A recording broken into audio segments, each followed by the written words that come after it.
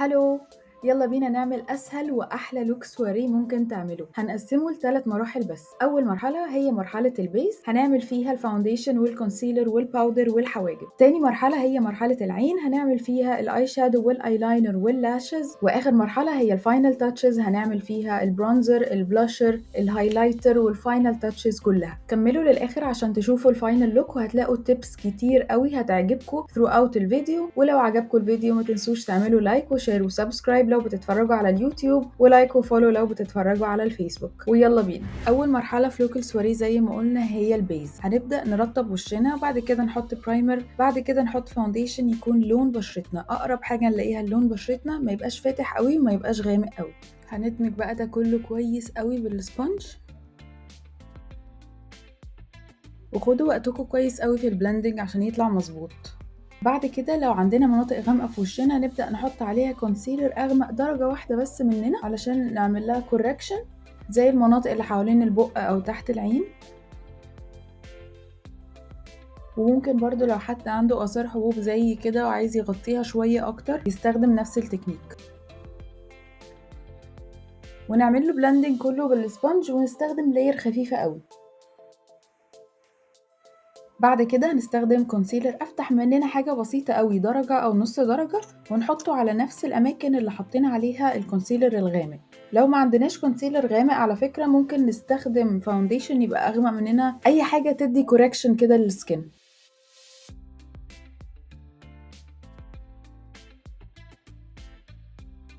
هستخدم برضو نفس الكونسيلر فوق عيني، طبقة خفيفة قوي كاي شادو برايمر.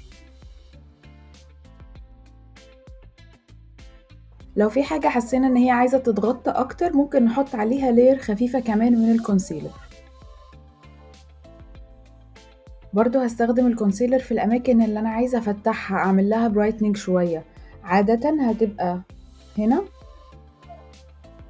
ونص المناخير والدقن، وتحت الأماكن اللي هنعمل لها برونزنج كمان شوية.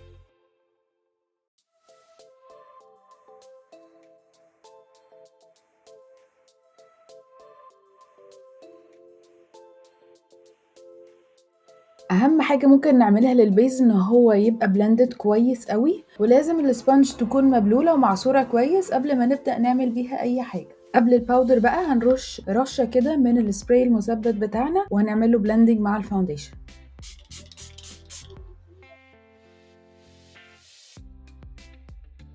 انا بحب استخدم كريم بلاش، بس الستep دي اوبشنال جدا، لو مش عايزين نعملها او ما عندناش كريم بلاش مش مشكلة خالص.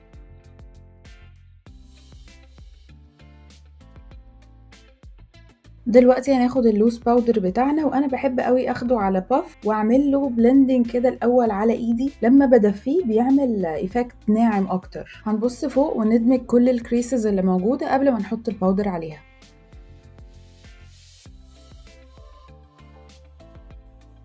هنيجي برضو في المنطقة اللي حوالين البق اللي هي السمايل لاينز، هنعمل لها بلندنج الأول علشان نقلل الخطوط اللي هتبقى فيها، بعد كده نحط عليها باودر.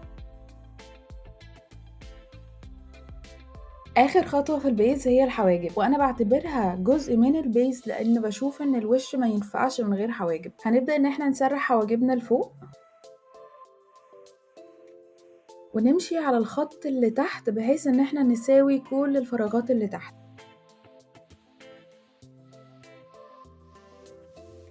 بعد كده هنسرحها لتحت بس من التلت الأخير ده بس، وبرضو هنكمل الخط من فوق.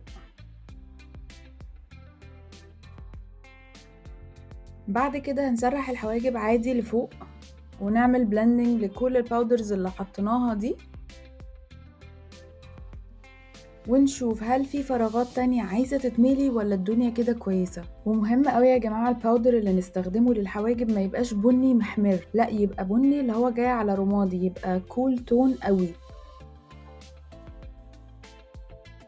لو عندنا فراغات من قدام وعايزين نملاها مش هنعمل نفس الطريقة اللي عملناها في الحواجب من ورا، لا هنخلي ايدينا خفيفة قوي وناخد الطرف بس بتاع الفرشة، وهنبقى كأننا بنرسم شعرة شعرة لفوق. بحيث ان دايما السبيس الاولانيه في الحواجب دي تكون فاتحه والشعر بتاعها باين، وبعد كده تدريجي يبدا يغمق لحد ما تبقى اخر حاجه غامقه هي التلت الاخير في الحواجب. كمان عايزه اقول لكم على خطوه مهمه جدا، هي الجل بتاع الحواجب. انا بحب اخد الفرشه بتاعته واحطها في حواجبي بالعكس، بحيث ان كل الشعرات تتملي، وبعد كده بقى اسرحها وارتب الشعر مكان ما انا عايزاه بالظبط، ومش بسرحها بالفرشه بتاعه الجل. بحس ان انا لما اسرحها بالسبولي بتاعه الحواجب بيطلع شكلها احلى.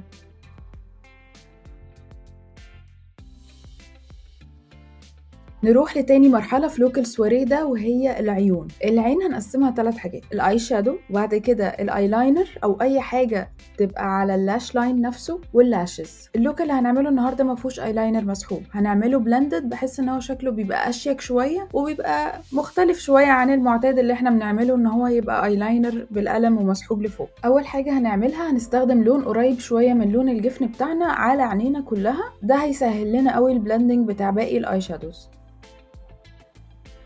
هنيجي بعد كده ببلندنج براش نحط الترانزيشن كولر بتاعنا في الكريس. الناس اللي عينيها مبطنه قوي ممكن تسكيب الخطوه دي، وبدل ما يحطوا اللون ده في الترانزيشن يحطوه على الجفن نفسه. وهنسحب بقى الاي شادو نفسه لبره شويه، اللون الترانزيشن اللي احنا حاطينه.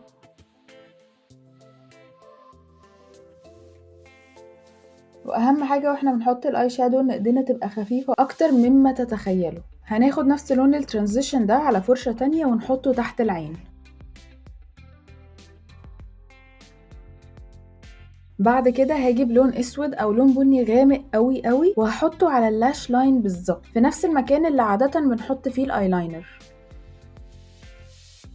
وسبب تاني انا ليه اخترت اللوك ده بالذات ان احنا نعمله النهارده، لان هو هيليق على اي شكل عين، غير الايلاينر اللي هو المسحوب بنبقى مضطرين ان احنا نعدله على حسب شكل عينينا، لكن ده هيليق على اي حاجة وفي اي وقت وفي اي مناسبة. هنستخدم نفس اللون ده وبإيد خفيفة قوي على اخر العين من تحت واربطهم ببعض. بعد كده هنجيب فرشة بلندنج صغنونة خالص وهنحطها في لون بني افتح حاجة صغيرة قوي من اللون اللي احنا حطيناه، وهندمج بقى الخط ده. هندمجه بان احنا نمشي عليه، هو مش هنطلع فوق قوي. هناخد لون بني افتح شوية كمان وهنعمل بلندنج وهنطلع فوق بقى حاجة بسيطة. انا بقى بعد ما اخلص ده بحب ارجع باللون الغامق اللي انا حطيته في الاول وامشي بيه تاني على اللاش لاين، بيديني ديفينيشن وشكل يعني بروفيشنال جدا. تيجي بعد كده خطوة الشimmer، هنجيب اي لون بيلمع عندنا، عايزين جليتر اي حاجة احنا عايزينها هتنفع، وهنحطه في نص عينينا بس، مش هنجيبه من الاول للاخر، لا هنحطه في النص بحيث ان احنا نعمل الفوكس على عينينا نفسها من النص. ده كده شكل الاي شادو لو هنحط عليه شيمر بس، وده شكل الاي لوك لما نحط عليه شوية جليتر بسيط. اخر حاجة هنعملها في الاي لوك ده ان احنا نجيب اي لاينر قلم ونمشي بيه على اللاش لاين بتاعنا بالظبط، منتخنوش خالص، كأني بحطه فوق رموشي نفسها. حاجة بقى اوبشنال، ممكن نخلي الايلاينر يوصل شوية لمدمع العين من هنا، اللي عايز يكمله كمان شوية براحتكم خالص، كل واحد بقى زي ما يرتاح.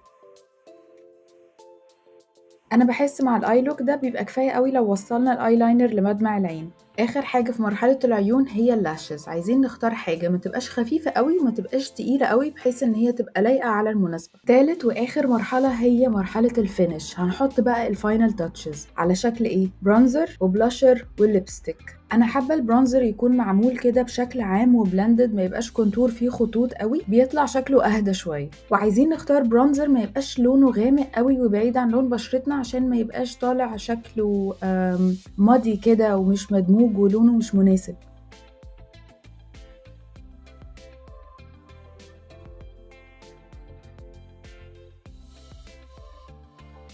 هاخد فرشة اصغر شوية عشان اعمل بيها بقى الكونتور بتاع المناخير.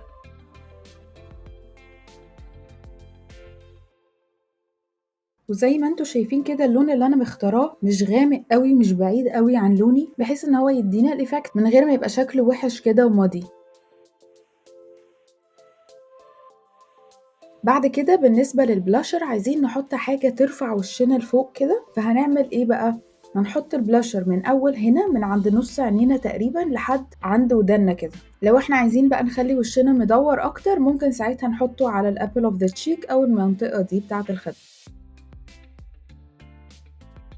بالنسبة للليبستيك ممكن يبقى عندنا اختيارات على حسب عملنا ايه في الاي شادو. لو استخدمنا حاجة مثلا الاسود فيها اكتر او الغامق فيها اكتر ممكن نحط بقى الليبستيك يكون حاجة نود بحيث ان يبقى فيه بالانس للالوان. لو احنا خلينا العين سيمبل قوي ممكن لو حابين نحط ليبستيك احمر او نبيتي او اي حاجة يبقى فيها الوان هيبقى برضو فيه بالانس في الوش كله. بالنسبة للاي لوك اللي انا عاملاه ده ممكن يعتبر في النص، ممكن ينفع عليه الاحمر وكمان ينفع عليه النود.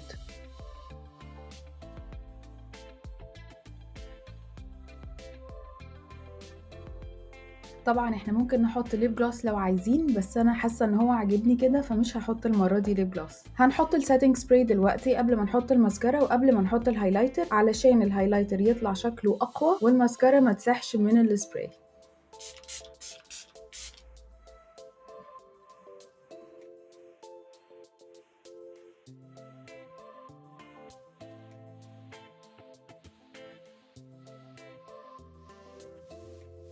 انا مش بحب قوي اوصل الهايلايتر للمناطق دي، بحس ان هو بيخلي شكل الوش اويلي، فبكتفي بس ان انا احطه تقريبا في نفس المكان اللي انا حطيت فيه البلاشر. وما ننساش كمان نحط الهايلايتر تحت الحواجب ونخليه تحت الحواجب من الاخر بس، يعني مش هبدأ الهايلايتر من هنا، لا احطه على النص التاني من الحواجب بس، وهحطه كمان عند مدمع العين. اخر حاجة خلاص هي الماسكارا.